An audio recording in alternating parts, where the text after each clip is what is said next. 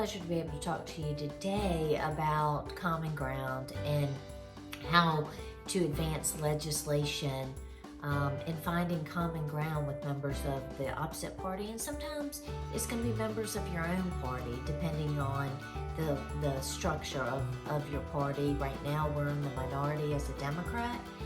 In the majority party, the Republicans, there are 81 members, and those 81 members aren't always going to agree. So in that perspective, they need to be able to find common ground as well. And so that adds an additional layer of challenge for a member of, like me, in the minority party to be able to work with the Republican Party, because there might be different factions that we're dealing with. But ultimately, finding common ground is how we're going to pass any kind of legislation, really. And in particular, what I'm most proud of this year is in the House of Representatives, we were able to pass a hate crime bill because we were able to work together, both parties, and finding a common ground in order to come up with a bill and that would satisfy both parties enough to be able to say, yes, this is a good solid bill, we need to pass it, which we did successfully. This is the first time ever that the House of Representatives has passed a hate crime bill. So I'm very proud of that accomplishment. It's in the Senate's hands now, and I hope they will do what we did on the House side and use us as a role model, an example of how you work together and finding a common ground and getting legislation passed.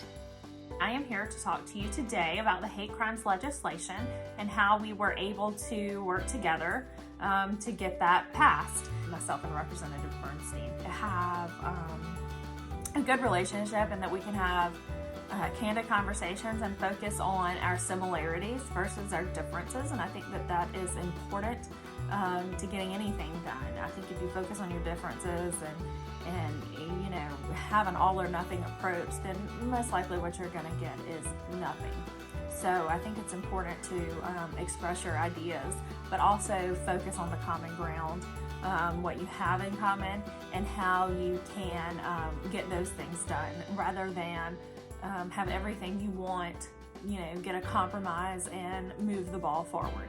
So I think the most important thing to think about when you're debating is always keep an open mind, try to see the other person's perspective, and always, always, always be respectful. It's so easy to just write somebody off as being wrong, or they don't agree with me, so, you know, I'm just not even gonna deal with that.